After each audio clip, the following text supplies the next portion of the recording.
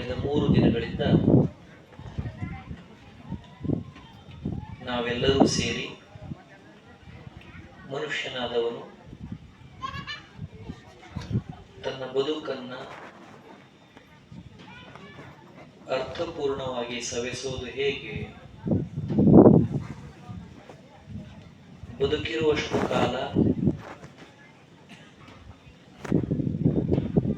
ಸಮಾಧಾನದಿಂದ ಸಂತೋಷದಿಂದ ಬದುಕೋದು ಹೇಗೆ,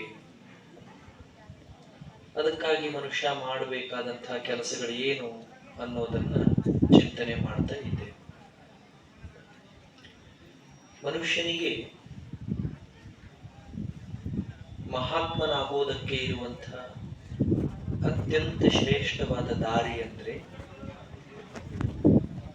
ತನ್ನ ಜೀವನವನ್ನ ಅತ್ಯಂತ ಶ್ರೇಷ್ಠವಾಗಿ ರೂಪಿಸಿಕೊಳ್ಳುವುದಕ್ಕೆ ಇರುವಂತಹ ದಾರಿ ಯಾವುದು ಅಂದ್ರೆ ತನ್ನ ಮನಸ್ಸನ್ನ ಸ್ವಚ್ಛವಾಗಿ ಇಟ್ಟುಕೊಳ್ಳುವುದು. ಮನಸ್ಸನ್ನ ಸ್ವಚ್ಛವಾಗಿ ಇಟ್ಟುಕೊಳ್ಳೋದು ಅದು ಒಂದು ದೊಡ್ಡ ತಪಸ್ಸು. ಕೇಳೋದಕ್ಕೆ ಹೇಳೋದಕ್ಕೆ ಬಹಳ ಸಣ್ಣ ವಿಷಯ ಆದ್ರೂ ಕೂಡ ಇದೊಂದೇ ಕೆಲಸವನ್ನ ಮಾಡಲಾರದಕ್ಕೆ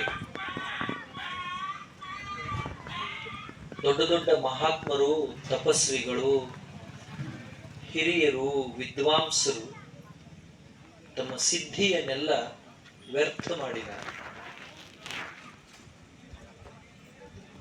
ಯಾರು ಪ್ರಯತ್ನ ಪಟ್ಟು ಭಗವಂತನನ್ನ ಪ್ರಾರ್ಥನೆ ಮಾಡಿ ತಮ್ಮ ಮನಸ್ಸನ್ನ ಶುದ್ಧವಾಗಿ ಶುಚಿಯಾಗಿ ಇಟ್ಟುಕೊಂಡ್ರು, ಅವರೆಲ್ಲ ಜೀವನದಲ್ಲಿ ಬಂದಂಥ ಎಲ್ಲ ಎಡರು ತೊಡರುಗಳನ್ನ ಸಲೀಸಾಗಿ ದಾಟಿದರು. ಯಾರಿಗೆ ಮನಸ್ಸನ್ನೇ ಸ್ವಚ್ಛವಾಗಿ ಇಟ್ಕೊಳ್ಳೋದಕ್ಕಾಗಲಿಲ್ಲವೋ ಅವರು ಸಣ್ಣ ಸಣ್ಣ ಸಮಸ್ಯೆಗಳನ್ನು ದೊಡ್ಡ ದೊಡ್ಡ ಸಮಸ್ಯೆಗಳನ್ನಾಗಿ ಪರಿವರ್ತನೆ ಮಾಡಿಕೊಂಡು ದುಃಖ ಪಟ್ಟರು. ಇಡೀ ಜಗತ್ತಿನಲ್ಲಿ ಇರೋದೇ 2 ಜಾತಿಯ ಜನ. ಇಡೀ ಜಗತ್ತಿನಲ್ಲಿ ಮೊದಲು ಇದ್ದವರು, ಈಗ ಇರೋರು, ಮುಂದೆ ಬರೋರು, ಕೇವಲ 2 ಗುಂಪಿನ ಜನ, 2 ವರ್ಗದ ಜನ, 2 ಪಂಗಡದ ಜನ. ಒಂದು ಶುದ್ಧ ಮನಸ್ಸಿರುವ ಜನ, ಮತ್ತೊಂದು ಶುದ್ಧ ಮನಸ್ಸು ಇಲ್ಲದ ಜನ. ಇದನ್ನು ಬಿಟ್ಟಂತಹ ಗುಂಪುಗಳೆಲ್ಲ, ವರ್ಗಗಳೆಲ್ಲ ನಾವು ಮಾಡಿಕೊಂಡದ್ದು ವ್ಯವಹಾರದ ಸಲುವಾಗಿ, ವ್ಯಾಪಾರದ ಸಲುವಾಗಿ ನಾವು ಮಾಡಿ. ಆದರೆ ನಿಜವಾಗಿಯೂ ಜಗತ್ತಿನಲ್ಲಿ ಇರುವಂತಹ ಜನರನ್ನ ಪರೀಕ್ಷೆ ಮಾಡಿ, ತಪಾಸು ಮಾಡಿ ನೋಡಿದ್ರೆ 2 ರೀತಿಯ ಜನ ಸಿಗುತ್ತಾರೆ. ಒಂದು ಶುದ್ಧ ಮನಸ್ಸಿನ ಜನ, ಮತ್ತೊಂದು ಶುದ್ಧ ಮನಸ್ಸು ಇಲ್ಲದ ಜನ. ಶುದ್ಧ ಮನಸ್ಸು ಯಾರ ಹತ್ತಿರ ಇರ್ತದೋ ಅವರಿಗೆ ಭವಸಾಗರವನ್ನ ದಾಟೋದು ಅತ್ಯಂತ ಸರಳ. ಭವಸಾಗರ ಅಂದ್ರೆ ಈ ಜೀವನ, ಜನ್ಮ, ಹುಟ್ಟು ಮತ್ತು ಸಾವಿನ ನಡುವಿನ ವ್ಯವಹಾರ. ಪ್ರಪಂಚ, ಸಂಸಾರ, ಮನೆ, ಮಡದಿ, ಮಕ್ಕಳು, ಕಷ್ಟ, ಕೊಡೋದು, ತಗೊಳ್ಳೋದು, ಬರೋದು, ಅಳೋದು, ಕರೆಯೋದು, ಕಳಿಸೋದು, ಇದನ್ನೆಲ್ಲ ಸೇರಿಸಿ ಸಂಸಾರ ಅಂತ ಕರೀತಾರೆ. ಈ ಸಂಸಾರ ಅನ್ನೋದು ಒಂದು ನದಿ ಇದ್ದ ಹಾಗೆ, ತುಂಬಿ ಹರಿಯುವಂತಹ ನದಿ, ಉಕ್ಕಿ ಹರಿಯುವಂತಹ ನದಿ. ಇದನ್ನ ದಾಟೋದು ಬಹಳ ಕಷ್ಟ.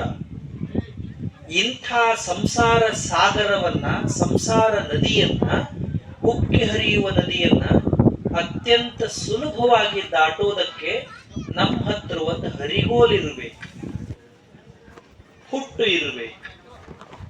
ಆ ಹುಟ್ಟು ಯಾವುದು ಅಂದ್ರೆ, ಹರಿಗೋಲು ಯಾವುದು ಅಂದ್ರೆ ಶುದ್ಧವಾದ ಮನಸ್ಸು.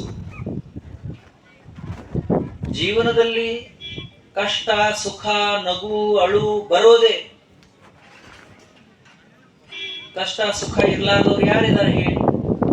ಜಗತ್ನಲ್ಲಿ ಯಾರಾದ್ರೂ ಬರೀ ಸುಖವನ್ನೇ ಅನುಭವಿಸಿದವರು ಅಥವಾ ಬರೀ ಕಷ್ಟವನ್ನೇ ಅನುಭವಿಸಿದವರು ಯಾರಾದ್ರೂ ಅದಾರೇನು? ಇಲ್ಲ. ಜೀವನ ಅಂದ ಮೇಲೆ ಕಷ್ಟ ಸುಖ ಇರೋದೆ. ಹಾದಿ ಅಂದ ಮೇಲೆ ತಗ್ಗು ಏರು ಇರೋದೆ. ಹೇಗೆ ಹಾದಿಯೊಳಗಡೆ ತಗ್ಗು ಏರು ಬರ್ತಾವೋ ಹಾಗೆ ಜೀವನದಲ್ಲಿ ಕಷ್ಟ ಸುಖ ಇರೋವೆ. ಕಷ್ಟ ಬಂದಾಗ ಮನುಷ್ಯ ಕುಗ್ಗಬಾರದು, ಸುಖ ಬಂದಾಗ ಮನುಷ್ಯ ಹಿಗ್ಗಬಾರದು. ಸುಖ ಬರ್ಲಿ ಕಷ್ಟ ಬರ್ಲಿ ಹಿಂದೆ ನೋಡಲಾರದೆ ಭಗವಂತನ ಮೇಲೆ ಭಾರ ಹಾಕಿ ಮುಂದೆ ಹೋಗ್ಬೇಕು, ಸಾಗ್ತಾ ಇರಬೇಕು. ಅನುಗಚ್ಚತು ಪ್ರವಾಹ ಅಂತ ಒಂದು ಮಾತು ಬರ್ತದೆ. ಅನುಗಚ್ಚತು ಪ್ರವಾಹ, ಹೊಂದಿಕೊಂಡು ಹೋಗಬೇಕು, ಸಾಗಬೇಕು, ನಿಂತಲ್ಲೇ ನಿಲ್ಲಬಾರದು. ನಮ್ಮ ಜೀವನ ನಿಂತ ನೀರಾಗಬಾರದು, ಇದು ಹರಿಯೋ ನೀರಾಗಬೇಕು. ನಾವು ಮೊದಲು ಹೆಂಗಿದ್ದೀವೋ ಹಂಗೆ ಇರ್ತೇವೇನೋ ಕೊನೆಯವರೆಗೆ. ಮೊದಲೆಲ್ಲ ನಾವು ಸಣ್ಣ ಮಕ್ಕಳು, ಬಾಲಕರು ಬಾಲಕಿಯರು, ಬೆಳೀತಾ ಬೆಳೀತಾ ಯುವಕರು ಯುವತಿಯರು, ವಯಸ್ಸಾಗುತ್ತದೆ, ಮುಪ್ಪಾಗುತ್ತದೆ. ಶರೀರ ಕಾಲ ಕಾಲಕ್ಕೆ ಬದಲಾಗಿ ಬೇರೆ ಬೇರೆ ಲಕ್ಷಣ, ಬೇರೆ ಬೇರೆ ಸ್ವರೂಪಗಳನ್ನು ಪಡೀತದೆ, ಇದ್ದಂಗಿರೋದಿಲ್ಲ.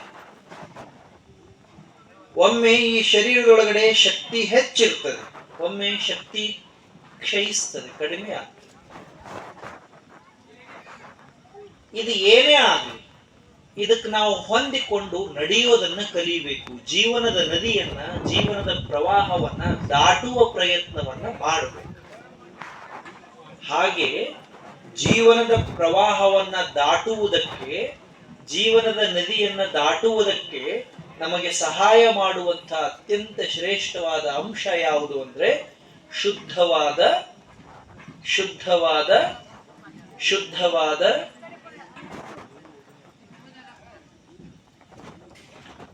ಶುದ್ಧವಾದ ಮನಸ್ಸು ಇತ್ತು ಅಂದ್ರೆ ಮೊದಲನೇದು ನಮಗೆ ಧೈರ್ಯ ಬರುತ್ತದೆ. ನಾವು ಯಾರಿಗೂ ಅಂಜೋದಿಲ್ಲ, ಅಳ್ಕೋದಿಲ್ಲ. ಎರಡನೇದು ಮುಂದಿನ ದಾರಿ ಅತ್ಯಂತ ಸ್ಪಷ್ಟವಾಗಿ ಕಾಣಿಸ್ತದೆ. ಮನಸ್ಸಿನೊಳಗೆ ಕಪಟ ಇತ್ತು, ಮನಸ್ಸಿನೊಳಗಡೆ ಕೊಳಕು ಇತ್ತು ಅಂದ್ರೆ ಧೈರ್ಯ ಇರೋದಿಲ್ಲ ಮತ್ತು ಮುಂದಿನ ದಾರಿ ಅಸ್ಪಷ್ಟ ಕಾಣಿಸ್ತದೆ, ಮಂಜು ಮಂಜು ಕಾಣಿಸ್ತದೆ. ಆದ್ದರಿಂದಲೇ ಮನಸ್ಸನ್ನ ಶುದ್ಧವಾಗಿ ಇಟ್ಟುಕೊಳ್ಳುವುದು ದೊಡ್ಡ ತಪಸ್ಸು. ತಪಸ್ಸು ಅಂದ್ರೆ ಗುಡ್ಡದ ಮೇಲೆ ಹೋಗಿ ಕುಳಿತುಕೊಂಡು ಮನೆ ಮಾರು ಮಡದಿ ಎಲ್ಲ ಬಿಟ್ಟು ಹಗಲು 12 ತಾಸು ಇರುಳು 12 ತಾಸು ಸುಮ್ಮನೆ ಕಣ್ಣು ಮುಚ್ಚಿ ಕುಳಿತುಕೊಳ್ಳೋದಲ್ಲ. ತಪಸ್ಸಂದ್ರೇನು? ಎಲ್ಲಾ ವ್ಯವಹಾರ ಮಾಡಿ ಸಂಸಾರ ನಡೆಸಿ 4 ಮಂದಿಯಾಗಿದ್ದು ಕಷ್ಟ ಸುಖ ಅನುಭವಿಸಿ ಮನಸ್ಸು ಸ್ವಚ್ಛ ಇಟ್ಕೊಳ್ಳೋದು, ಕೈ ಸ್ವಚ್ಛ ಇಟ್ಕೊಳ್ಳೋದು, ಬಾಯಿ ಸ್ವಚ್ಛ ಇಟ್ಕೊಳ್ಳೋದು, ಕಣ್ಣು ಸ್ವಚ್ಛ ಇಟ್ಕೊಳ್ಳೋದು, ಇದಕ್ಕೆ ತಪಸ್ಸು ಅಂತ ಕರೀತಾರೆ. ಇದು ಅತ್ಯಂತ ದೊಡ್ಡ ಧರ್ಮ, ಅತ್ಯಂತ ಶ್ರೇಷ್ಠ ಆಚರಣೆ, ಸ್ವಚ್ಛ ಇರೋದು. ನೋಡ್ರಿ, ಈ ಮೈ ಐತಲ್ಲ, ಮೈ ಶರೀರ ಐತಲ್ಲ, ಇದು ಹೊಲಸಾಯ್ತು ಅಂದ್ರೆ ಇದನ್ನು ತೊಳ್ಯಾಕ್ ಬರ್ತದೆ.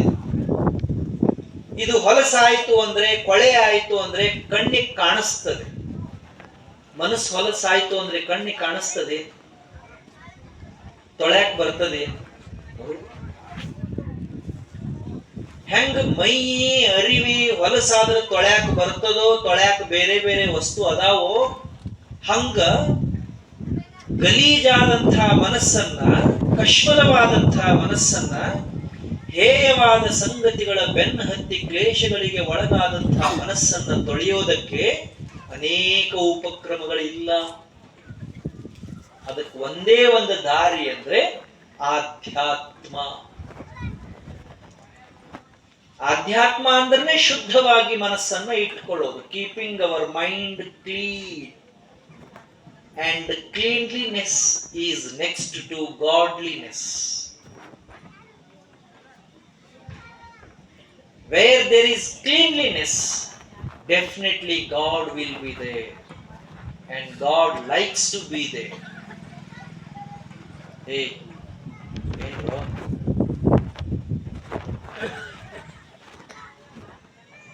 ಸುಮ್ಮನೆ ಕೂತು ನಕ್ಕೋತ ಕೂಡುದೇನು?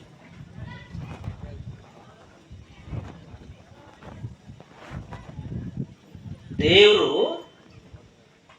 ಎಲ್ಲಿ ಇರಾಕ್ ಇಷ್ಟಪಡ್ತಾನೆ ಅಂದ್ರೆ ಎಲ್ಲಿ ಸ್ವಚ್ಛ ಇರ್ತದೋ, ಎಲ್ಲಿ ಶುದ್ಧ ಇರ್ತದೋ, ಎಲ್ಲಿ ನಿರ್ಮಲ ಇರ್ತದೋ, ಎಲ್ಲಿ ನಿಷ್ಕಲ್ಮಶತನ ಇರ್ತದೋ ಅಲ್ಲಿ ದೇವರು ಇರ್ತಾನೆ. ದೇವರು ಅಂದ್ರೆ ಒಳ್ಳೆಯದು, ದೇವರು ಅಂದ್ರೆ ಸತ್ಯ, ದೇವರು ಅಂದ್ರೆ ನಿಜವಾದದ್ದು. ನಮ್ಮ ಮನಸ್ಸಿನಾಗ ಕಪಟ ಇತ್ತು ಅಂತ ಇಟ್ಕೊಳ್ಳಿ, ನಾವು ಎಷ್ಟು ಪೂಜೆ ಮಾಡಿದ್ರು ದೇವರು ನಮ್ಮ ಹತ್ರ ಬರೋದಿಲ್ಲ. ಎಷ್ಟು ಮಂತ್ರ ಹೇಳಿದ್ರು ದೇವರು ನಮ್ಮ ಕಡೆ ತಿರುಗಿ ನೋಡೋದು. ನಮ್ಮ ಮನಸ್ಸು ಸ್ವಚ್ಛ ಇತ್ತು ಅಂದ್ರೆ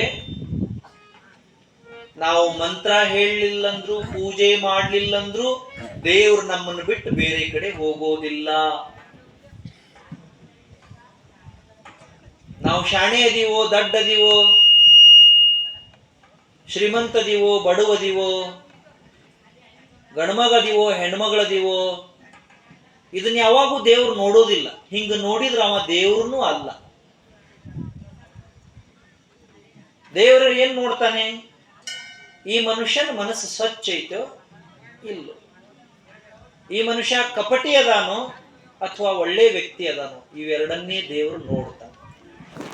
ಅದಕ್ಕೆ ನಾನು ಹೇಳಿದ್ದು, ಮನಸ್ಸನ್ನ ಸ್ವಚ್ಛ ಇಟ್ಕೊಳ್ಳೋದೇ ತಪಸ್ಸು, ಮನಸ್ಸನ್ನ ಸ್ವಚ್ಛ ಇಟ್ಕೊಳ್ಳೋದೇ ಧರ್ಮ, ಮನಸ್ಸನ್ನ ಸ್ವಚ್ಛ ಇಟ್ಕೊಳ್ಳೋದೇ ಆಧ್ಯಾತ್ಮ. ಆದ್ರೆ ಈ ಮನಸ್ಸಿಗೆ ಗಲೀಜಾಗೋ ಲಕ್ಷಣವೇ. ಧೂಳು, ಕಸ, ಮುಸುರಿ ಮನಸ್ಸಿಗೆ ಆಗಾಗ ಬಡಿತಾವ. ಈಗ ಮನೆ ಇರ್ತದಲ್ಲ, ಮನೆಗೆ ಬಾಗಿಲು ಇರ್ತಾವು, ಕಿಟಕಿನೂ ಇರ್ತಾವ. ಮನ್ಯಾಗ ಅವ್ವ ಏನ್ ಮಾಡ್ತಾಳೆ, ಮುಂಜಾನೆ ಎದ್ದು ಕಸ ಹೊಡೆದು ಬಾಗಿಲು ಮುಂದಕ್ಕೆ ಮಾಡ್ತಾಳ. ಧೂಳು ಬರಬಾರ್ದು, ಕಸ ಬರಬಾರ್ದು. ಕಿಟಕಿ ಹಾಕ್ತಾಳ.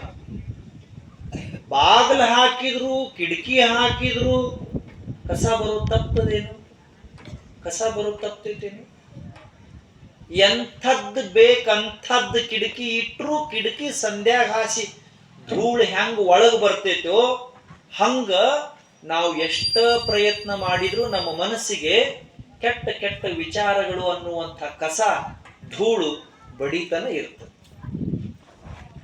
ಹೆಂಗ ಮನಿನ ಅವ್ವ ಅಕ್ಕ 2 ಸರಿ 3 ಸರಿ 4 ಸರಿ ಕಸ ಹೊಡೆದು ಒರೆಸಿ ಸ್ವಚ್ಛ ಇಟ್ಕೋತಾಳೋ, ಹಂಗ ನಾವೆಲ್ಲರೂ ನಮ್ಮ ಮನಸ್ಸಿನೊಳಗಿರುವಂಥ ಕಸವನ್ನ ಹೊಡೆಯೋ ಪ್ರಯತ್ನವನ್ನ ಮಾಡಬೇಕು. ಈ ಕಸ ಹೊಡೆಯೋ ಕೆಲಸಕ್ಕ ಪ್ರವಚನ ಅಂತ ಕರೀತಾರೆ. ಪ್ರವಚನ ಅಂದ್ರೆ ಏನ್ ಹೇಳ್ರಿ? ಎಲ್ಲರೂ ಶಾಣೆತನ ತೋರಿಸೋದಲ್ಲ ಪ್ರವಚನ ಅಂದ್ರೆ. Cleaning our mind, ourselves is called ಪ್ರವಚನ. ನಮ್ಮ ಮನಸ್ಸನ್ನ ನಾವೇ ಸ್ವಚ್ಛ ಮಾಡಿಕೊಳ್ಳೋದಕ್ಕೆ ಪ್ರವಚನ ಅಂತ ಕರೀತಾರೆ. ನನ್ನ ಮನಸ್ಸು ಬೇರೆಯವರು ಸ್ವಚ್ಛ ಮಾಡಕ್ ಬರುವುದಿಲ್ಲ, ನಿಮ್ಮ ಮನಸ್ಸು ನಾ ಸ್ವಚ್ಛ ಮಾಡಕ್ ಬರುವುದಿಲ್ಲ. ಏನ್ ಬರ್ತೈತೋ? ಬರ್ತೈತಿ? ಬರುವುದಿಲ್ಲ. ನನ್ನ ಮನಸ್ಸು ನಾನ ಸ್ವಚ್ಛ ಮಾಡ್ಕೋಬೇಕು, ನಿಮ್ಮ ಮನಸ್ಸು ನೀವ ಸ್ವಚ್ಛ ಮಾಡ್ಕೋಬೇಕು.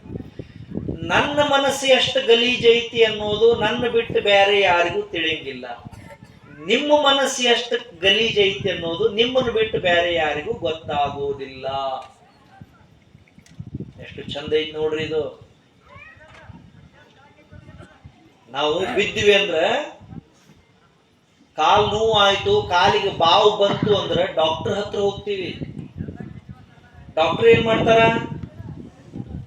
ಎಕ್ಸ್ರೇ ಮಾಡ್ತಾರ. ಅವ್ರು ಎಕ್ಸ್ರೇ ಮಾಡಿದ್ರು ಅಂದ್ರ ಎಲ್ಲಿ ಎಲುವು ಮುರಿದೈತಿ, ಬಾದೈತಿ, ಸೀಳೈತಿ ಅಂತ ಹೇಳ್ತಾರ. ಹೇಳೋದಿಲ್ಲ? ಎಕ್ಸ್ರೇ ಮಾಡಿದ್ರು ಅಂದ್ರೆ ಅವ್ರಿಗೆಲ್ಲ ಗೊತ್ತಾಗ್ತೈತಿ. ನಿಮ್ಮ ಎಲುವು ಇಲ್ಲಿ ಇಷ್ಟು ಉದ್ದ, ಇಷ್ಟು ಅಗಲ, ಸೀಳೈತಿ, ಬಾದೈತಿ ಅಂತ ಹೇಳ್ತಾರೆ. ಸೋನೋಗ್ರಫಿ ಮಾಡಿ ನೋಡಿದ್ರು ಅಂದ್ರ ನಮ್ಮ ಕಿಡ್ನಿ ಹೆಂಗ ಅದಾವು, ಕಿಡ್ನ್ಯಾಗ ಹಳ್ಳ ಎಷ್ಟ ಅದಾವು, ಕಿಡ್ನಿ ರಕ್ತ ಎಷ್ಟು ಸೋಸ್ತೈತಿ. ಬಿಡ್ರಿ ಕೂಡ್ತಾರ, ಬಿಡ್ರಿ ಬಿಡ್ರಿ ಎಲ್ಲರೂ ಸುಮ್ಮನೆ ಕೂಡ್ರಿ. ಯಾರಿಗೆ ಎಲ್ಲಿ ಜಾಗ ಸಿಗ್ತೈತೆ ಅಲ್ಲಿ ಕೂಡ್ರಿ. ಲಕ್ಷ್ಯ ಕೊಟ್ಟು ಕೇಳಿಸ್ಕೊಡ್ರಿ.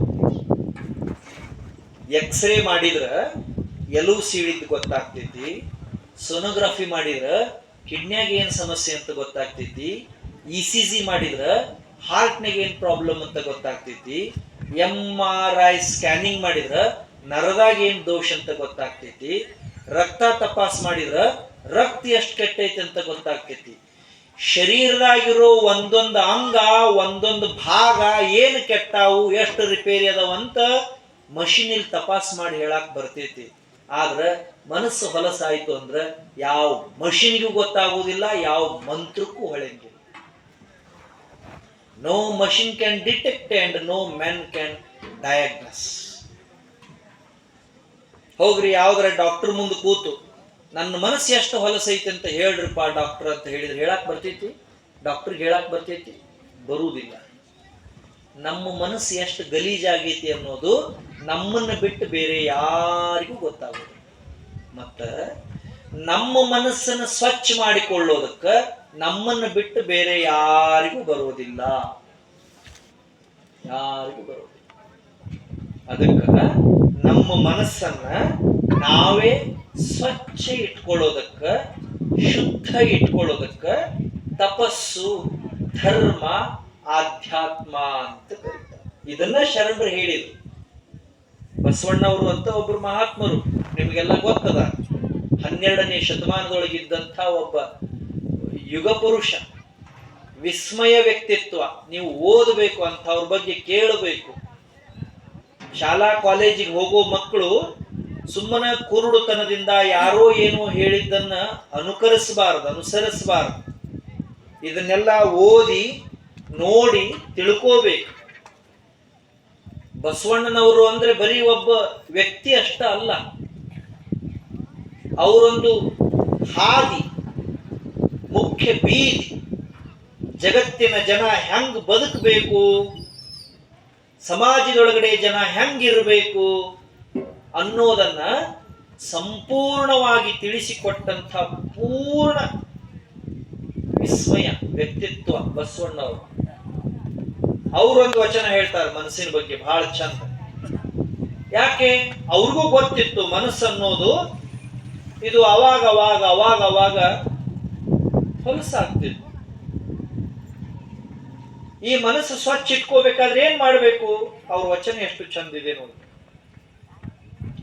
ಅತ್ತಲಿತ್ತ ಹೋಗದಂತೆ ಹೆಳವನ ಮಾಡಯ್ಯ ತಂದೆ. ದೇವರಿಗೆ, ಕೂಡಲ ಸಂಗಮನಾಥನಿಗೆ, ಪರಮಾತ್ಮನಿಗೆ ಪ್ರಾರ್ಥನೆ ಮಾಡ್ತಾರೆ. ಹೇ ಭಗವಂತ, ಅತ್ತಲಿತ್ತ ಹೋಗದಂತೆ ಹೆಳವನ ಮಾಡಯ್ಯ ತಂದೆ. ಸುತ್ತಿ ಸುಳಿದು ನೋಡದಂತೆ ಅಂಧಕನ ಮಾಡಯ್ಯ ತಂದೆ. ಮತ್ತೊಂದು ಕೇಳದಂತೆ ಕಿವುಡನ ಮಾಡಯ್ಯ ತಂದೆ. ಹಿಂಗ ಜಗತ್ನ್ಯಾಗ ಯಾರಾದ್ರೂ ಕುಂಟನ್ ಮಾಡು, ಕುರುಡನ್ ಮಾಡು, ಕಿವುಡನ್ ಮಾಡು ಅಂತ ಬೇಡ್ಕೊಂಡಿದ್ದು ನೋಡಿರಿ, ಕೇಳಿರಿ? ಬಸವಣ್ಣವರು ದೇವರಿಗೆ ಪ್ರಾರ್ಥನೆ ಮಾಡ್ತಾರ. ಹೇ ದೇವರೇ, ನನ್ನನ್ನ ಕುಂಟನ್ನು ಮಾಡು, ನನ್ನನ್ನ ಕುರುಡನ್ನು ಮಾಡು. ನಿನಗೆ ನಾನು ಪ್ರಾರ್ಥನಾ ಮಾಡ್ತೀನಿ, ಕೈ ಮುಗಿದು ಬೇಡಿಕೊಳ್ತೀನಿ, ನಿನ್ನನ್ನು ನಾನು ಯಾಚಿಸ್ತೀನಿ, ನನ್ನನ್ನ ಕಿವುಡನ್ನು ಮಾಡು ಅಂತ ಬೇಡ್ಕೊಳ್ತಾರೆ. ಹೆಂಗ ಕುಂಟ, ಹೆಂಗ ಕುರುಡ, ಹೆಂಗ ಕಿವುಡ ಅಂದ್ರೆ ಕಾಲಿಲ್ಲೆ ಕುಂಟ ಅಲ್ಲ, ಕಣ್ಣಿಲ್ಲೆ ಕುರುಡ ಅಲ್ಲ, ಕಿವಿಲ್ಲೆ ಕಿವುಡ ಅಲ್ಲ. ಕಾಲು, ಕೈ, ಕಣ್ಣು, ಕಿವಿ ಏನ್ ಮಾಡವು? ಇವನ್ನೆಲ್ಲ ಆಡಿಸೋದಕ್ಕೆ ಒಳಗ ಒಂದು ವಸ್ತು ಐತಿ, ರಿಂಗ್ ಮಾಸ್ಟರ್ ಅಂತ ಕರೀತಾರ, ಮನಸ್ಸು. ಆ ಮನಸ್ಸಿಲ್ಲ ನನ್ನ ಕುಂಟನ್ನು ಮಾಡು. ಬಸವಣ್ಣವ್ರ ವಿಚಾರ ನೋಡ್ರಿ, ಎಷ್ಟು ಚಂದದೆ, ಎಷ್ಟು ಶ್ರೇಷ್ಠದೆ. ಈ ಮನಸ್ಸು ಐತಲ್ಲ, ಇದು ನೋಡ, ಆ ಕಡೆ ಗಾಡಿ ಬರೋಣ, ಆ ಕಡೆ ಹೋಯ್ತು, ಬಂದು ಕೂತೈತಿ ಪ್ರವಚನ ಕೇಳಾಕ. ಮನಸ್ಸು ಬಂದೈತಿ ಅದಕ್ಕೆ ಪ್ರವಚನ ಕೇಳಾಕ. ಹಾದ್ಯಾಗ ಬರೋ ಗಾಡಿ ನೋಡೋಣ ಅಂತ ಹೇಳಿ ಬಂದೈತಿ ನಾವು ಮನೆಯಿಂದ ಬರ್ಬೇಕಾದ್ರ. ಆದ್ರೂ ಮನಸ್ಸು ಏನ್ ಮಾಡ್ತು? ಹಾದ್ಯಾಗ ಹೋಗೋ ಗಾಡಿನ ನೋಡು. ಅವ್ರು ಹೇಳಿದ್ರಲ್ಲ ನಿನ್ನೆ, ಮನಸ್ಸು ಅನ್ನೋದು ಮಂಗ್ಯ ಐತಿ, ಅದು ಠಣ ಠಣ ಜಿಗಿತೈತಿ. ಒಂದೆರಡು ಸಾಲ ಮರೆತ್ರ. ಹೂ ಅಂದ್ರ ಹುಮನಾಬಾದ್, ಹಾ ಅಂದ್ರ ಹೈದರಾಬಾದ್, ಸಿಕ್ಕಲ್ಲೇ ಸುಳಿದಾಡತೈತಿ ಸಿಕಂದರಾಬಾದ್. ಮನಸ್ಸನ್ನೋದು ಮಂಗ್ಯ ಐತಿ, ಅದು ಟಣ ಟಣ ಜಿಗಿತೈತಿ. ಜಿಗದಷ್ಟೇ ಗೊತ್ತೈತಿ. ಜಗತ್ತಿನಾಗ ಇಲ್ಲದ್ದೆಲ್ಲ ಇದಕ್ಕೆ ಗೊತ್ತೈತಿ. ಅದಕ್ಕೆ ಬಸವಣ್ಣವ್ರು ಪ್ರಾರ್ಥನಾ ಮಾಡ್ತಾರ, ಹಿಂಗ ಹಿಂಗ ಆ ಕಡೆ ಈ ಕಡೆ ಸುಳಿದಾಡುವಂತ ಈ ಮನಸ್ಸನ್ನ ಕುಂಟನ್ ಮಾಡು. ಆ ಕಡೆ ಈ ಕಡೆ ಹೋಗಲಾರದಂಗ, ಅದನ್ನ ಇದನ್ನ ನೋಡಲಾರದಂಗ ಕುರುಡನ್ನ ಮಾಡು. ಮತ್ತೊಂದು ಕೇಳದಂತೆ, ಎಷ್ಟು ಚಂದ ಶಬ್ದ ರೀ. ಮತ್ತೊಂದು ಕೇಳದಂತೆ ಅಂದ್ರೆ ಯಾವುದು ಯೋಗ್ಯ ಅಲ್ಲವೋ ಅಂಥ ಮಾತುಗಳನ್ನ ಕೇಳಲಾರದಂಗ ಕಿವುಡನ್ನ ಮಾಡು. ನಮ್ಮ ಕಿವಿ ಮ್ಯಾಗ ದಿನ ಬೆಳಕು ಹರಿದ್ರೆ ಎಷ್ಟು ಶಬ್ದ ಬೀಳ್ತಾವ, ಎಷ್ಟು ಶಬ್ದ ಬೀಳ್ತಾವ. ಎಲ್ಲಾ ಶಬ್ದನು ನಮಗ್ ಬೇಕಾಗಿರ್ತಾವ ಅಂತ ಹೆಂಗೈತಿ. ಸುಳ್ಳ ಕಿವಿ ಮ್ಯಾಗ ಬೀಳ್ತಾವ, ಚಾಡಿ ಮಾತು ಕಿವಿ ಮ್ಯಾಗ ಬೀಳ್ತಾವ, ಅಪವಾದ ಕಿವಿ ಮ್ಯಾಗ ಬೀಳ್ತಾವ, ಆರೋಪ ಕಿವಿ ಮ್ಯಾಗ ಬೀಳ್ತಾವ. ಏನೇನೋ ಏನೇನೋ ಏನೇನೋ ತಂದು ಹಾಕ್ತಾರ ಕಿವ್ಯಾಗ. ಇಂಥವನ್ನ ಇಂಥ ಅಲ್ಲದ ಮಾತುಗಳನ್ನ ಕೇಳಲಾರದಂಗ ನನ್ನ ಕಿವುಡನ್ನ ಮಾಡಿಡಪ್ಪ ಅಂತ ಹೇಳ್ತಾರೆ. ಈಗ ಅನ್ನೋದಿಲ್ಲ ಹಳ್ಳ್ಯಾಗ ನಿಮ್ಗ, ಇಲ್ಲಿ ಬಾ ಒಂದ್ ಮಾತು ಹೇಳ್ತೇನೆ ಅಂತ ಅನ್ನೋದಿಲ್ಲ. ನೀವೆಲ್ಲ ಕೆಲಸ ಮಾಡಿ ಕಸ ಮುಸರಿ ಮಾಡಿ ಬಂದು ಕೂಡ್ರಿ, ಮನಿ ಮುಂದ ಕಟ್ಟಿ ಮುಂದೆ ಬಂದು ಕೂಡ್ರಿ. ಬಾಜು ಮನಿಯವ್ರು ಬರ್ತಾರ, ಅವ್ರೇನಂತಾರ, ಇಲ್ಲಿ ಒಂದ್ ಮಾತು ಹೇಳ್ತೇನೆ ಅಂತಾರ. ಗಂಡ್ ಮಕ್ಳು ಅಂತಾರ, ಹೆಣ್ಮಕ್ಳು ಅಂತಾರ, ಸಣ್ಣವ್ರು ಅಂತಾರ, ದೊಡ್ಡವ್ರು ಅಂತಾರ. ಇಲ್ಲಿ ಒಂದು ಮಾತು ಹೇಳ್ತೇನೆ ಅಂದ್ರು ಅಂದ್ರ ನಮ್ ಕಿವಿ ಗಲೀಜ್ ಮಾಡಕ್ ಬಂದಾರಂತನೂ ತಿಳ್ಕೊಬೇಕು.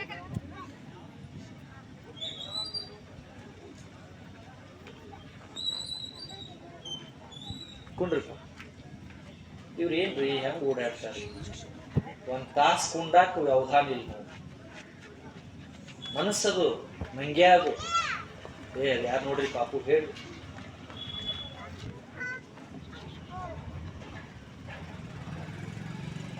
ಯಾರ ಬಂದು ಇಲ್ಲಿ ಏನು ಮಾತು ಹೇಳ್ತೀನಿ ಅಂತಾರಲ್ಲ, ಹಂಗಂದ್ರು ಅಂದ್ರ ನಮ್ ಕಿವಿ ಗಲೀಜ್ ಮಾಡಾಕ್ ಬಂದಾರಂತ ತಿಳ್ಕೋಬೇಕು. ಏನ್ರಿ ಇಲ್ಲಿ ಅಂತಾರ ಅಂತಾರಿಲ್ಲೋ ನಿಮ್ ಊರಾಗ ಬರ್ತಾರಿಲ್ಲ ನಿಮ್ ಕಟ್ಟಿ ಮ್ಯಾಗ, ಅಥವಾ ನೀವು ಹೋಗ್ತಿರ್ಲೋ ಬ್ಯಾರೆಯವ್ರ ಮನೆಗೆ, ನಿನ್ ಗೊತ್ತೈತೇನು ಅಂತಾರ. ಮೊದಲನೇ ಮಾತು ಹೆಂಗ್ ಚಾಲು ಮಾಡ್ತಾರ ಹೇಳ್ರಿ? ನಿನ್ ಗೊತ್ತೈತಿ ಅಂತಾರ.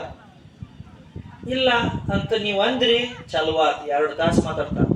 ಏನ್ ಮಾತಾಡ್ತಾರೋ, ಏನ್ ಹೇಳ್ತಾರೋ. ಇಂತಾವ್ ಕಿವಿ ಮ್ಯಾಗ ಬೀಳಲಾರದಂಗ ನಮ್ಮನ್ನ ಕಿವುಡನ್ ಮಾಡು ಅಂತಾರ ಬಸವಣ್ಣ. ಒಬ್ರು ಇಂತಾವ್ ಶಬ್ದ ಕಿವಿ ಮ್ಯಾಗ ಬಿದ್ರ ಮನಸ್ಸು ಗಲೀಜ ಆಗ್ತೈತಲ್ಲ, ಹಂಗ ಆಗ್ಬಾರ್ದಂದ್ರೆ ಏನ್ ಮಾಡ್ಬೇಕು ಅನ್ನೋದಕ್ಕೆ ಒಂದು ಮಂತ್ರ ಹೇಳ್ಯಾರ. ಯಾರ ಬಂದು ನಿಮ್ಗೆ ಏನ್ರ ಹೇಳ್ತೀನಿ ಅಂತಾರಲ್ಲ, ಹ್ಞೂ ಅನ್ಬಾರ್ದು, ನೀವು ಕಿವಿ ಕೊಡಬಾರ್ದು ಅವ್ರಿಗೆ ಹೇಳಂತ ಹೇಳಿ. 3 ಮಾತು ಕೇಳ್ಬೇಕು ಅವ್ರನ್ನ. 1, ಈಗ ನೀ ಏನ್ ಹೇಳಾಕ್ ಬಂದಿಯಲ್ಲ ಇದು ನನಗ್ ಸಂಬಂಧಪಟ್ಟೈತೇನು ಅಂತ ಕೇಳೋದು. ಏನ್ರಿವ ಹಳ್ಳ್ಯಾಗ ಒಂದು ಮಾತು ಅಂತಾರ ಗೊತ್ತೈತಿ, ಮಾತು ಮಾತು ಮಾತು ಮಾತು ಮನಿ ಕೆಡಿಸ್ತು, ರಂಧ್ರ ಒಲೆ ಕೆಡಿಸ್ತು ಅಂತ ಒಂದು ಮಾತಂತ ಕೇಳಿರಿ. ಕೂತ್ರು ಕಟ್ಟಿ ಮ್ಯಾಗ ಒಳಗೇನಾತು ಅನ್ನೋ ಧ್ಯಾನನ ಮರೆತು ಬಿಟ್ಟಿರ್ತಾರ. ಎಲ್ಲರೂ ಹಂಗ ನಿಮಗೆ ಯಾರ ಏನಾರ ಹೇಳ್ತೀನಿ ಅಂತ ಬಂದ್ರ ನೀವು 3 ಮಾತು ಕೇಳೋದು ಅವ್ರನ್ನ. 1, ಈಗ ನೀ ಏನ್ ಹೇಳಾಕ್ ಬಂದಿಯಲ್ಲ ಇದು ನನಗ್ ಸಂಬಂಧಪಟ್ಟೈತೇನು ಅಂತ ಕೇಳೋದು. ಇಲ್ಲ ಅಂತಾರ ಅವ್ರು. ನಿಮಗ್ ಸಂಬಂಧಪಟ್ಟಿದ್ರೆ ಅವ್ರು ಯಾಕೆ ಬರ್ತಿದ್ರು? ಬೇರೆ ಮನೆಗೆ ಹೋಗಿದ್ರು ಹೇಳಾಕ ಅಲ್ಲ. 2ನೇದು ಕೇಳೋದು, ನಿನಗ್ ಸಂಬಂಧಪಟ್ಟೈತೇನು ಅಂತ ಕೇಳೋದು. ಮೊದಲನೇದು ಏನ್ ಕೇಳೋದು? ನಂದೇನ್ರ ವಿಷಯ ತಂದೇನು ಅಂತ ಕೇಳೋದು. 2ನೇದು ನಿಂದೇನ್ರ ಐತೇನು ಅಂತ ಕೇಳೋದು. 2 ಇಲ್ಲ ಅಂತ ಅಂತಾರ ಅವ್ರು. 3ನೇದು ಒಂದು ಕೇಳೋದು, ಈಗ ನೀ ಏನ್ ಹೇಳಾಕೇದಿ ಅಥವಾ ನೀ ಏನ್ ಹೇಳಾಮದಿ ಇದ್ರಲ್ಲಿ ನಿನಗರ ನನಗರ ಏನ್ರ ಫಾಯ್ದೆ ಐತೇನು ಅಂತ ಕೇಳೋದು. ಇಲ್ಲ ಅಂದ್ರೆ ಹೋಗು ಮನ್ಯಾಗ ದಗದ ಮಾಡು, ಎಮ್ಮಿಗೆ ಇದ್ರ ಜರ ಮೇವು ಮಾಡಿ ಹಾಕು, ಹಾಲರ ಹೆಚ್ಚಾಗ್ತಾವ ಅಂತ ಹೇಳಿ ಕಳ್ಸು. ಬಂದವ್ರಿಗೆಲ್ಲ ನೀವು ಕಿವಿ ಕೊಟ್ರಿ, ನಿಮ್ಮ ಕಿವ್ಯಾಗ ಏನೇನು ಹಾಕಿ ಎಷ್ಟು ಕೇಳೋದಿಲ್ಲ ನಾವು, ಎಷ್ಟು ಕೇಳೋದಿಲ್ಲ ಹೇಳಿ.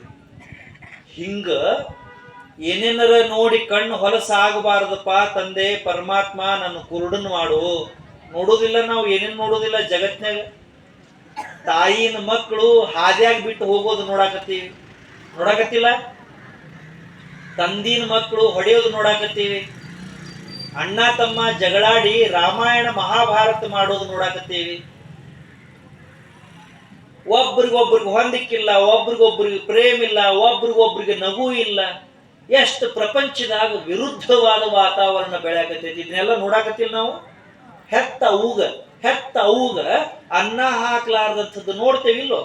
ಇದನ್ನು ನೋಡೋದಕ್ಕಿಂತ ಕುರುಡಾಗಿರೋದು ಚಲೋ ಅಲ್ಲ. ಅದಕ್ಕೆ ಬಸವಣ್ಣವ್ರ ಅಂತಾರ, ಅತ್ತಲಿತ್ತ ಹೋಗದಂತೆ ಹೆಳವನ ಮಾಡಯ್ಯ ತಂದೆ, ಸುತ್ತಿ ಸುಳಿದು ನೋಡದಂತೆ ಅಂಧಕನ ಮಾಡಯ್ಯ ತಂದೆ. ಈ ಪಾಪದ ಕೆಲಸ, ಈ ಪಾಪದ ಕರ್ಮ ನೋಡೋದು ಬೇಡನ. ಎಂಥ ಪಾಪದ ಕೆಲಸ ನಡೆದೋ ನೋಡ್ತೀನಿ. ತಿನ್ನೋ ಅನ್ನದಾಗ ಮಣ್ಣು ಕಲಿಸಿ ಮಾರಾಕತ್ಯಾರ, ಕುಡಿಯೋ ನೀರಿನ್ಯಾಗ ವಿಷ ಬೆರೆಸಿ ಮಾರಾಕತ್ಯಾರ. ಮಾರಾಕತ್ತಿಲ್ಲ. ಧರ್ಮ ಅಧರ್ಮ ಎರಡೂ ಒಂದ ತಕ್ಕಡ್ಯಾಗಿಟ್ಟು ಮೆರವಣಿಗೆ ಮಾಡಾಕತ್ಯಾರ. ಇದನ್ನ ಯಾಕೆ ನೋಡಬೇಕು? ಬೇಡ, ನನ್ನ ಕುರುಡನ ಮಾಡು. ಮತ್ತೊಂದು ಕೇಳದಂತೆ ಕಿವುಡನ ಮಾಡಯ್ಯ ತಂದೆ, ನಿಮ್ಮ ಶರಣರ ಪಾದವಲ್ಲದೆ. ಏನ್ ಮಾತು ಹೇ ಪರಮಾತ್ಮ, ಯಾರು ಭಗವಂತನ ಜೊತೆ ಸದಾ ಅದಾರೋ, ಸ್ವಚ್ಛದಾರೋ, ಶುದ್ಧದಾರೋ ಅಂಥವ್ರನ್ನ ಬಿಟ್ಟು ಮತ್ತೊಂದು ಸಂಘ ನನಗೆ ಬೇಡ, ಮತ್ತೊಂದು ವಿಚಾರ ನನಗೆ ಬೇಡ, ಹಂಗ ಮಾಡಪ್ಪ ಅಂತ ಬೇಡ್ಕೊಳ್ತಾರೆ. ಅಂದ್ರೆ ಇದರ ಅರ್ಥ ಏನು ಅಂದ್ರ, ನಾವು ಮನುಷ್ಯರಾದವರು ಸ್ವಚ್ಛ ಇರಾಕ್ ಪ್ರಯತ್ನ ಮಾಡೋದು. ನೆನಪುಳಿತದ ನಿಮ್ಗ? ಹೆಂಗಿರಾಕ್ ಪ್ರಯತ್ನ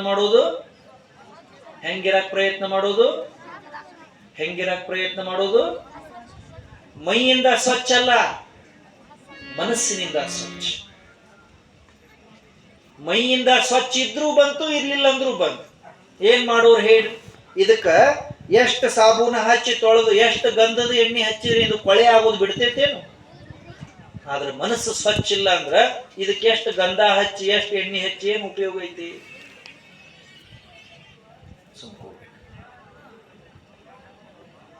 ಮತ್ತಿದು ಮನಸ್ಸೈತಲ್ಲ, ಈ ಮನಸ್ಸಿಗೆ ಒಳಗ ಗೆಳೆಯರು ಒಂದ್ ಸ್ವಲ್ಪ ಜನ ಅದ, ಅವರಿಗೆ ಇಂದ್ರಿಯಗಳು ಅಂತ ಕರೀತಾರೆ.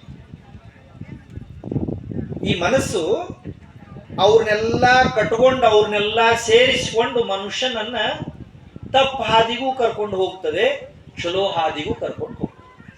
ಇಂದ್ರಿಯಗಳು ಅಂತ ಕರೀತಾರೆ. ಆ 5 ಜನ ಇಂದ್ರಿಯಗಳು ಗೊತ್ತೈತ್ಲ ನಿಮ್ಗ? ಸೆನ್ಸ್ ಆಫ್ ಆರ್ಗನ್ಸ್ ಅಂತ ಕರೀತಾರೆ. ಜ್ಞಾನೇಂದ್ರಿಯಗಳು ಯಾವ್ಯಾವು? ಜ್ಞಾನೇಂದ್ರಿಯಗಳು ಯಾವ್ಯಾವು ನೋಡ್ರಿ. ಆಗಲ್ಲ ಎಷ್ಟು ಮಾತಾಡ್ತಿದ್ರು. ಸಾಲಿ ಕಲಿ ಹೋಗೋ ಹುಡುಗರು ಶಾಣೆತನ ಇಂಥದ್ರಾಗ ತೋರಿಸ್ಬೇಕು. ಯಾವ್ಯಾವು ಜ್ಞಾನೇಂದ್ರಿಯಗಳು? ಯಾವ್ಯಾವು? ಚುಂಗಮ್ ತಿನ್ಕೋತ ಕೂತೀನಿ, ಇಂಥ ಬಿಸಿಲಾಗ ಹೋಗಿ ಹೊಲದಾಗ ದುಡಿದು ಗೊತ್ತಾಗ್ತೈತಿ ನಿಂಗೆ ಅಪ್ಪನ ತ್ರಾಸ ಏನಂತೇಳಿ. ತಿನ್ನೋ ವಸ್ತು ಅನ್ನೋದು ಚುಯಿಂಗಮ್. ಪ್ರವಚನದಾಗ ಚುಯಿಂಗಮ್ ತಿನ್ಕೋತ ಕೂತೀನಿ. ಯಾವ್ಯಾವು ಇಂದ್ರಿಯಗಳು? ಯಾವ್ಯಾವು? ನೀವರು ಉಳ್ದವ್ರ ಅಂದ್ರಲ್ಲ, ಗೊತ್ತಿದ್ದವ್ರ. ನಮ್ಗಿದೆಲ್ಲ ಏನು ಗೊತ್ತಿಲ್ಲ. ಬರುವುದು, ಕೂಡುವುದು, ಕೇಳುವುದು, ಪ್ರಸಾದ ತಗೋಬೇಕು. ಇಲ್ಲ, ನೀವು ಕೇಳಬೇಕು. ಇಂದ್ರಿಯಗಳು ಯಾವುವು?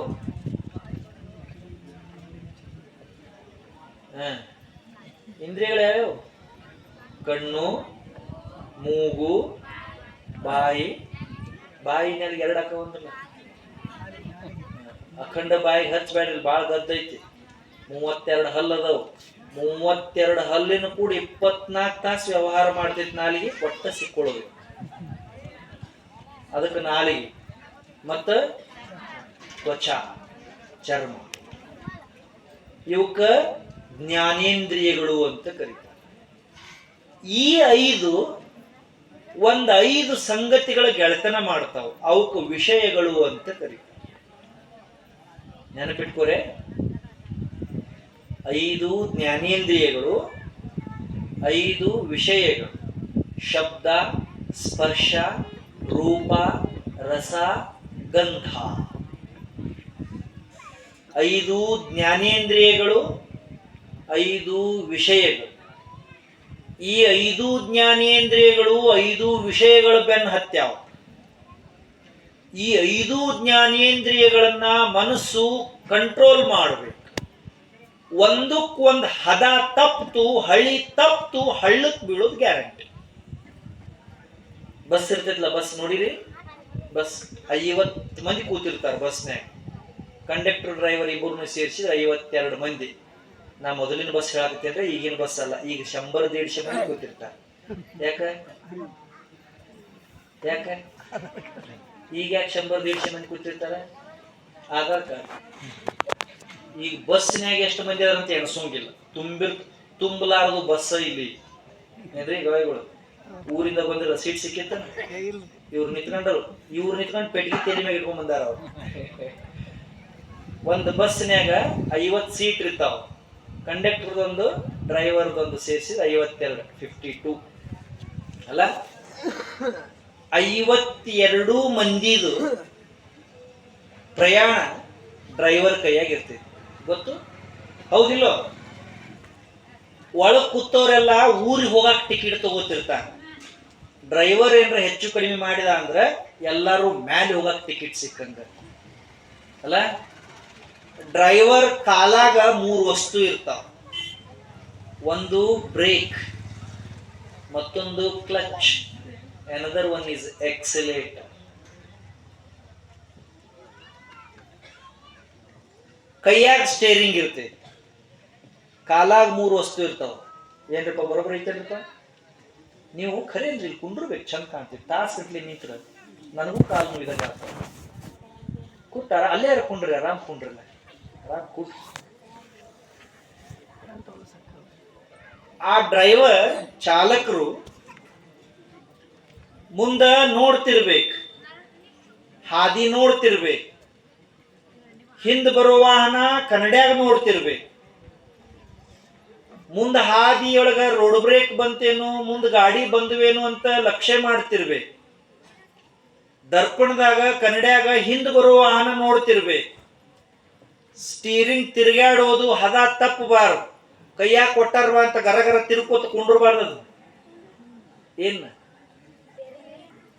ಸರ್ಕಾರ ನೌಕರಿ ಕೊಟ್ಟೈತಿ, ನಾನು ಡ್ರೈವರ್ ಮಾಡೈತಿ ಅಂತ ಹೇಳಿ ಕರ್ರ ತಿರುಕೋತ ಕೂತ ಅಂದ್ರೆ ನಡೀತದೇನು? ನಡೆಯಂಗಿಲ್ಲ. ಅದನ್ನ ಎಷ್ಟು ತಿರುಗಿಸ್ಬೇಕು ಅಷ್ಟ ತಿರುಗಿಸ್ಬೇಕು. ಸ್ಟೇರಿಂಗ್ ತಿರುಗಿಸ್ಕೋತ ಗಾಡಿದು ವೇಗ ಹೆಚ್ಚಾಗಬೇಕಾದ್ರೆ ಎಕ್ಸಿಲೇಟರ್ ಒತ್ತಬೇಕು. ವೇಗ ಹೆಚ್ಚು ಕಡಿಮೆ ಮಾಡಬೇಕಾದ್ರೆ ಗೇರ್ ಹಾಕಬೇಕು. ಗೇರ್ ಹಾಕುವಾಗ ಕ್ಲಚ್ ತುಳಿಬೇಕು. ಕ್ಲಚ್ ತುಳಿದಾಗನ ಗೇರ್ ಹಾಕಬೇಕು. ಊರು ಬಂತಂದ್ರೆ ಎಲ್ಲಾ ನಿಲ್ಲಿಸಿ ಬ್ರೇಕ್ ಹಿಡಿಬೇಕು ಅಲ್ಲ. ಒಂದ್ ಹೆಚ್ಚು ಕಡಿಮೆ ಆತಂದ್ರೂ ಬಸ್ ಬೀಳ್ತೈತಿ, ಹಳ್ಳಕ್ ಬೀಳ್ತೈತಿ. ಹಂಗ ಒಳಗ ಒಂದು ಮನಸ್ಸೈತಿ, ಶರೀರದಾಗ 5 ಇಂದ್ರಿಯ ಅದಾವು. 5 ಇಂದ್ರಿಯ 5 ವಿಷಯಗಳ ಬೆನ್ನ ಹತ್ಯಾವು. ಒಂದು ಬಿಟ್ಟು ಒಂದಿರುವುದಿಲ್ಲ.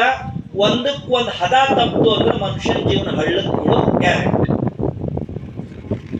ಷಣ್ಮುಖ ಶಿವಯೋಗಿಗಳು ಅಂತ ಒಬ್ರು ಶರಣರು, ಅವ್ರದೊಂದು ಬಹಳ ಚಂದ ವಚನ ಇದೆ ಈ ಇಂದ್ರಿಯಗಳ ವ್ಯವಹಾರಕ್ಕೆ ಸಂಬಂಧಪಟ್ಟ. ಬಹಳ ಸುಂದರ ವಚನ. ಅವ್ರೇನಂತಾರ, ಘ್ರಾಣೇಂದ್ರಿಯ ವಿಷಯದಿಂದೇ ಭ್ರಮರ ಕೆಡುವುದು ಸಂಪಿಗೆಯ ಪುಷ್ಪದಲ್ಲಿ. ಲಕ್ಷ್ಯ ಕೊಟ್ಟು ಕೇಳಿಸ್ಕೊಡ್ರೆ, 5 ಜೀವಿಗಳು, 5 ಇಂದ್ರಿಯಗಳು, 5 ವಿಷಯಗಳು ಹೆಂಗ ಜೀವನ ಹಾಳಾಗೈತೆ ಅಂತ ಒಂದು ವಚನದಾಗ ಹೇಳ್ಯಾರ. ಘ್ರಾಣೇಂದ್ರಿಯ ವಿಷಯದಿಂದೇ ಭ್ರಮರ ಕೆಡುವುದು ಸಂಪಿಗೆಯ ಪುಷ್ಪದಲ್ಲಿ, ರಸನೇಂದ್ರಿಯ ವಿಷಯದಿಂದೇ ಮತ್ಸ್ಯ ಕೆಡುವುದು ಜಾಲಗಾರನ ಬಲೆಯಲ್ಲಿ, ನಯನೇಂದ್ರಿಯ ವಿಷಯದಿಂದೇ ಪತಂಗ ಕೆಡುವುದು ದೀಪದ ಜ್ವಾಲೆಯಲ್ಲಿ, ತ್ವಗೇಂದ್ರಿಯ ವಿಷಯದಿಂದೇ ಗಜವು ಕೆಡುವುದು ರಾಜನ ಕೃತಕದಲ್ಲಿ, ಶ್ರವಣೇಂದ್ರಿಯ ವಿಷಯದಿಂದೇ ಎರಳೆ ಕೆಡುವುದು ಬೇಟೆಗಾರನ ಬಲೆಯಲ್ಲಿ. 5 ವಿಷಯಗಳು, 5 ವಸ್ತುಗಳನ್ನು ಹೇಳ್ಯಾರ. ಘ್ರಾಣೇಂದ್ರಿಯ ಅಂದ್ರೇನು? ರಸನೇಂದ್ರಿಯ, ವಾಸನೆ. ದುಂಬಿ ನೋಡಿರಿ, ಭ್ರಮರ, ದುಂಬಿ ಬಿ. ದುಂಬಿ ನೋಡಿರಿ, ಹೂನು ಅನ್ವಲ್ರು, ಹೂನು ಅನ್ವಲ್ರು. ಅವ್ರಂತಾರ, ಇದೆಯೇ 3 ದಿನ ಆತು ನೀವು ಬರೇ ಮನಸ್ಸಿಂದ ಹೇಳಾಕತ್ತೀರಿ, ಮುಂದೆ ಹೋಗುವಲ್ರಲ್ಲ ಅಂತ ಅವ್ರ ಗವಾಯ. ಅಲ್ರಿ, ದುಂಬಿ ನೋಡಿರಿ, ಭ್ರಮರ ನೋಡಿರಿ. ಎಲ್ಲಿ ನೋಡಿರಪ್ಪು? ದುಂಬಿ ನೋಡಿಲ್ ನೀವು ಯಾರು? ಹೂವಿಂದ ಹೂವಿಗೆ ಹಾರ್ತಿತ್ಲ, ಹೂವಿನ ಮೇಲೆ ಕುತ್ಕೋತ್ಲ, ಅದಕ್ಕೆ ಏನಂತೀರಿ? ಗುಂಗಿ, ಭೃಂಗ. ಗುಂಗಿ ಹುಳ ಬೇರೆ, ದುಂಬಿ ಬೇರೆ. ಭ್ರಮರ ಅದು ಮಧು ಹೀರ್ತದ. ಮಧು ಅಂದ್ರೆ ಜೇನು. ಹೂವಿನಾಗ ಏನು ಮಕರಂದ ತಯಾರಿ ಆಗ್ತದಲ್ಲ, ಜೇನು, ಅದನ್ನ ಹೀರ್ತದ. ಜೇನ್ ನೊಣ ನೋಡಿರಿ, ಒಂದು ಜೇನ್ ನೊಣ 1 ಹನಿ ಜೇನು ತಯಾರಿ ಮಾಡಾಕ 1,000 ಹೂವಿಗೆ ತಿರುಗಾಡ್ಬೇಕಂತ. ನಾವ್ ಏನ್ ಬಡದು ಬೆಂಕಿ ಹಚ್ಚಿ ತಿಂದು ಬಿಡ್ತೇವೆ ಅದನ್ನ. ಅದ್ರ ತ್ರಾಸ ನಮಗೇನ್ ಗೊತ್ತ? ಕಟ್ಟೋದು ಬಹಳ ಕಷ್ಟದೆ, ಕೆಡುವುದು ಬಹಳ ಸರಳದೆ, ತಯಾರಿ ಮಾಡೋದು ಬಹಳ ಕಷ್ಟದೆ, ಹಾಳು ಮಾಡೋದು ಬಹಳ ಸರಳದೆ. ಕಲ್ಪನಾ ಮಾಡಿಕೊಳ್ಳ್ರಿ, ಒಂದು ಜೇನು ಹುಳು 1 ಹನಿ ಮಧು ತಯಾರಿ ಮಾಡ್ಬೇಕಾದ್ರೆ ಅಷ್ಟು ಹೂವುಗಳಿಗೆ ತಿರುಗಾಡ್ಬೇಕು, ಅಷ್ಟು ಹೂವುಗಳಿಗೆ ಸ್ಪರ್ಶ ಮಾಡ್ಬೇಕು. ಹಂಗ ಇದು ಭ್ರಮರ, ದುಂಬಿ. ಅದೇನ್ ಮಾಡ್ತದೆ? ವಾಸನೆಯನ್ನ ಹೀರ್ತದ. ಸಂಪಿಗೆ ಹೂವಿನ ಮೇಲೆ ಹೋಗಿ ಕೂಡ್ತದ.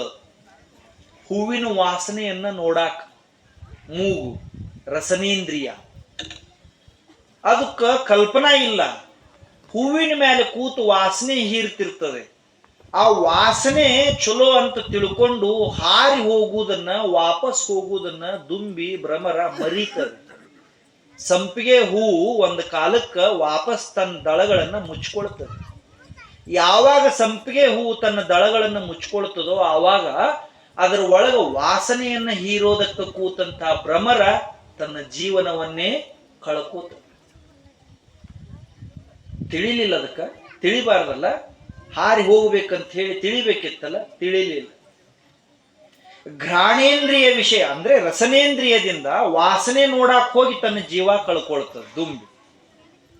ರಸನೇಂದ್ರಿಯ ವಿಷಯದಿಂದ ಮತ್ಸ್ಯ ಕೆಡುವುದು ಜಾಲಗಾರನ ಬಲೆಯಲ್ಲಿ. ಮತ್ಸ್ಯ ಅಂದ್ರೆ ಮೀನ್ ಹಿಡಿತಾರಲ್ಲ, ಮೀನ್ ಹಿಡಿಯವ್ರು ನೋಡಿರಿ? ಎಲ್ಲಿ ನಿಮ್ಮೂರ ಹೊಳಿ ಐತೆ? ಹಳ್ಳ ಇಲ್ಲ, ಸಣ್ಣ ಗಟ್ರ ಕಟ್ಟ್ಯಾರ ಸಿಮೆಂಟ್.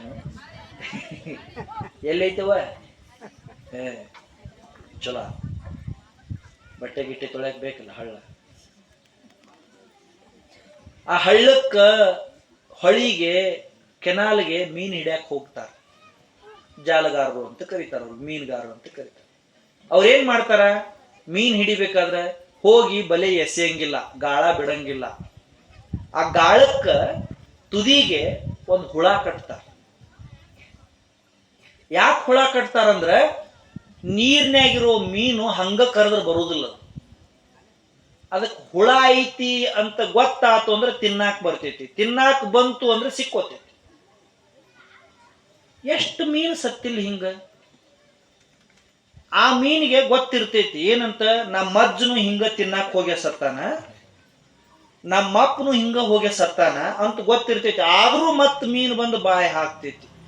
ಹಿಂಗ ಬಾಯಿ ನಾಲ್ಗಿ ಮೇಲೆ ನಿಯಂತ್ರಣ ಇಲ್ಲದಕ್ಕ ಮೀನು ತನ್ನ ಜೀವ ಕಳ್ಕೋತೈತಿ. ಬಲಿ ಹಾಕಕ್ ಬರ್ತಾನಲ್ಲ ಅವ್ ಬಹಳ ಶಾಣೆ ಇರ್ತಾನ, ಅವ್ನ್ ಗೊತ್ತೈತಿ ಈ ಬಕ್ರಾನ್ ಹಿಡಿಯೋದು ಹೆಂಗಂತ ಗೊತ್ತಿರ್ತೈತಿ. ಮೂರನೇದ್ ಹೇಳ್ತಾರ ಅವರು, ನಯನೇಂದ್ರಿಯ ವಿಷಯದಿಂದ ಪತಂಗ ಕೆಡುವುದು ದೀಪದ ಜ್ವಾಲೆಯಲ್ಲಿ. ದೀಪ ಹಚ್ಚಿಡ್ತೇವಲ್ಲ ನಾವು ಮನ್ಯಾಗ, ಅದ್ರ ಸುತ್ತ ಪತಂಗ ಸಣ್ಣ ಸಣ್ಣ ಹುಳ ಹಾರ್ಕೋತ ಬರ್ತಾವ. ಆ ಹುಳದ ಅಜ್ಜ ಹೇಳಿರ್ತಾನ ಹಂಗ, ಆ ಹುಳಕ್ ಹೋಗ್ಬೇಡ ದೀಪದ ಹತ್ರ ಹಾರ್ಕೋತ, ಹೋದ್ರ ಸುಟ್ಕೊಂಡು ಸಾಯ್ತಿ ಅಂತ. ಯಾರು ಹೇಳ್ತಾರ? ಅಜ್ಜ. ಹುಳದ ಅಪ್ಪ ಬಿ ಹೇಳಿರ್ತಾನ, ಹೋಗ್ಬೇಡ ಸುಟ್ಕೊಂಡು ಸಾಯ್ತಿ. ತಾತ್ಯ, ದೊಡ್ಡಪ್ಪ, ಚಿಗವ್ವ, ದೊಡ್ಡವ್ವ, ಅತ್ತಿ, ಮಾವ, ಅಣ್ಣ, ತಮ್ಮ, ಅಕ್ಕ, ತಂಗಿ ಎಲ್ಲರೂ ಹಿಂಗ ಸುಟ್ಕೊಂಡು ಸತ್ತಿರ್ತಾರ. ಫಿರ್ಬಿ ಪತಂಗ ದೀಪದ ಹತ್ರ ಹಾರಿ ಹೋಗ್ತೈತಿ. ಯಾಕ? ಸುಟ್ಕೊಂಡು ಸಾಯಕ. ಅದಕ್ಕೆ ಗೊತ್ತೈತಿ, ದೀಪದ ಹತ್ರ ಹೋದ್ರೆ ಸುಟ್ಕೊಂಡು ಸಾಯ್ತೀನಿ ಅನ್ನೋದು ಗೊತ್ತೈತಿ, ಸುಟ್ಕೊಂಡು ಸತ್ತಾರ ಅನ್ನೋದು ಗೊತ್ತೈತಿ. ಆದ್ರೂ ಮತ್ತ ದೀಪದ ಹತ್ರನ ಹೊಕ್ಕೈತಿ. ಇದು ನಿಸರ್ಗದ ಲಕ್ಷಣ. ತ್ವಗೇಂದ್ರಿಯ ವಿಷಯದಿಂದೇ ಗಜವು ಕೆಡುವುದು ರಾಜನ ಕೃತಕದಲ್ಲಿ. ತ್ವಚ ಚರ್ಮ ಇದೈತ್ಲ, ಇದು ಮನುಷ್ಯನ ಅತ್ಯಂತ ದೊಡ್ಡ ವೈರಿ. ಇದು ಸ್ಪರ್ಶ. ಆನೆ, ಗಜ, ಅದಕ್ಕೆ ಮದ ಬಂತು ಅಂದ್ರ ಅದನ್ನ ಯಾರಿಗೂ ಸೋಲ್ಸಕ್ಕಾಗೋದಿಲ್ಲ. ಅದ್ರ ಮುಂದೆ ಮನುಷ್ಯ, ಯಂತ್ರ, ಮನಿ, ಮಷಿನ್, ವಾಹನ ಏನು ನಡೆಯಂಗಿಲ್ಲ. ಎಲ್ಲ ಹಿಂಗ ತಗದ್ ಎಸಿತ. ಗಿಡಕ್ಕೆ ಗಿಡನ ಕಿತ್ತು ಒಗಿತದೆ, ಕಟ್ಟಡನ ಉರುಳಿಸಿ ಬೀಳಿಸ್ತದೆ. ಮುಂದೆ ಬಂದವರು ಯಾರು, ಏನು, ಎಷ್ಟು, ಎಂತ ಏನು ನೋಡುದಿಲ್ಲ, ತುಳಿದು ಸಾಯಿಸ್ಬಿಡ್ತದೆ. ಇಂಥದ್ದು ಮದ ಏರಿದ ಆನಿಯನ್ನ, ಸೊಕ್ಕೇರಿದ ಆನಿಯನ್ನ ಎಷ್ಟು ಸುಲಭವಾಗಿ ಸೋಲಿಸ್ತಾರ ಗೊತ್ತೇ? ಹೆಂಗದನ್ನ ಹಿಡಿತಾರ ಗೊತ್ತೇನು? ಬಹಳ ಸರಳ ಉಪಾಯದಿಂದ ಸೋಲಿಸ್ತಾರ. ಅದನ್ನು ಬರೆದಾರ ವಚನದಾಗ. ತ್ವಗೇಂದ್ರಿಯ ವಿಷಯದಿಂದ ಗಜವು ಕೆಡುವುದು ರಾಜನ ಕೃತಕದಲ್ಲಿ. ಅದಕ್ಕೊಂದು ದೊಡ್ಡದ ಕೆಡ್ಡ ಕೆಡಿಸಿರ್ತಾರ, ದೊಡ್ಡದೊಂದು ತೆಗೆದಿರ್ತಾರ. ಮದ ಏರಿದ ಗಂಡ ಆನೆ ಬಾಜು ಹೆಣ್ಣು ಆನೆ ಕರ್ಕೊಂಡೋಗಿ ನಿಲ್ಲಿಸ್ತಾರ. ಅದರ ಸ್ಪರ್ಶ ಆಯ್ತು, ಅದು ಅದ ಕಣ್ಣಿಗೆ ಕಾಣಿಸ್ತು, ಅದನ್ನ ಮುಟ್ಟು ಅಂದ್ರ ಅಷ್ಟು ಶಕ್ತಿಶಾಲಿ ಆನೆ ನಾಯಿ ಕುನ್ನಿ ಬಿದ್ದಂಗ ಹೋಗಿ ಬೀಳ್ತದೆ ಕೆಡ್ಡಾದ. ಹಂಗ ಶ್ರವಣೇಂದ್ರಿಯ ವಿಷಯದಿಂದೇ ಎರಳೆ ಕೆಡುವುದು ಬೇಟೆಗಾರನ ಬಲೆಯಲ್ಲಿ. ಎರಳೆ ಅಂದ್ರೆ ಜಿಂಕೆ ಮರಿ. ಜಿಂಕೆ ಮರಿ ಎಷ್ಟು ಓಡ್ತದ ನೋಡಿರಿ, ಹೆಂಗ ಜಿಗಿತಿರ್ತದ, ಠಣ್ ಠಣ್ ಠಣ್ ಠಣ್. ಅದನ್ನ ಹಿಡಿಯಾಕ ಬರುವುದಿಲ್ಲ, ಯಾಕಂದ್ರೆ ಅದರಷ್ಟು ವೇಗವಾಗಿ ಓಡಾಕ್ ಮನುಷ್ಯ ಬರುವುದಿಲ್ಲ. ಅದನ್ನ ಬೇಟೆಗಾರರು ಹೆಂಗ್ ಹಿಡಿತಾರಂದ್ರ, ಅವರು ಅಡವ್ಯಾಗ ಹೋಗಿ ಒಂದು ಮೂಲ್ಯಾಗ ಸಂಗೀತ ನುಡಿಸ್ಕೋತ ಕೂಡ್ತಾರ. ಹಿಂಗ ಏನ್ರ ಕೊಳಲೋ ಪೇಟಿನೋ ಇಂಥದ್ದೊಂದು ಸ್ವರ ಹಚ್ಚಿ ನಾದ ಹಚ್ತಾರ. ಆ ಶಬ್ದ ಆ ಎರಳೆ ಕಿವಿ ಮ್ಯಾಗ ಬಿತ್ತು ಅಂದ್ರ, ಜಿಂಕೆ ಮರಿ ಕಿವಿಯ ಮ್ಯಾಗ ಬಿತ್ತು ಅಂದ್ರ ಮೆಲ್ಲಕ ಅದು ಎಲ್ಲೈತು ಅಲ್ಲಿ ಬಂದು ಅದು ಕುಂಡಿರ್ತದ, ಅದನ್ನ ಹಿಡಿದು ಹಾಕಿಬಿಡ್ತಾರ.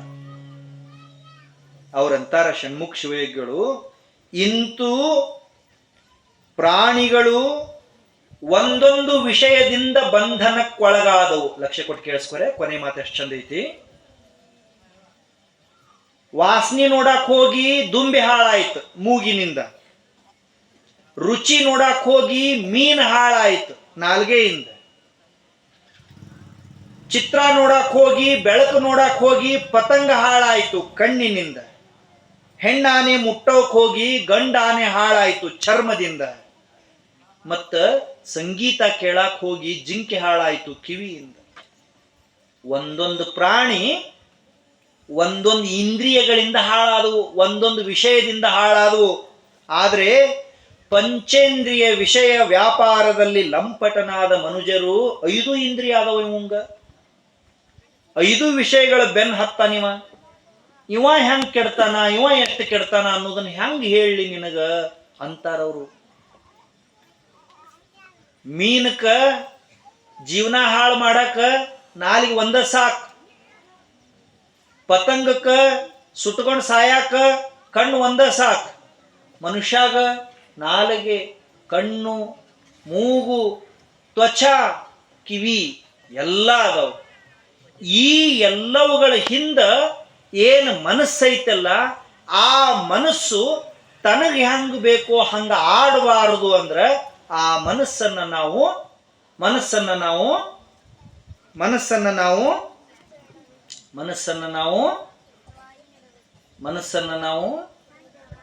ಎಲ್ಲ ಒಲಿ ಹೊಂಟೈತಿ, ಒಲಿ ನೋಡ್ತಾರ ಕರೆ ನಂದು ಹೇಳುವಲ್ರಿ. ಮನಸ್ಸನ್ನ ನಾವು ಸ್ವಚ್ಛ ಇಟ್ಕೋಬೇಕು. ಮನಸ್ಸನ್ನ ನಾವು ನೋಡು ಅನ್ನವಲ್ರ, ಅವ್ರ ಹಿಂದೆ ಆಯರು ಅಜ್ಜರ್ ಅವ್ರಂತ ನಾವು ಇನ್ನೇನು ಸ್ವಚ್ಛ ಇಟ್ಕೊಳ್ಳೋದು, ಬಿಟ್ಟು ಬಿಡ್ರಿ ಅಂತಾರ. ಹೇಳ್ರಿ ಎಲ್ಲರೂ, ಮನಸ್ಸನ್ನು ನಾವು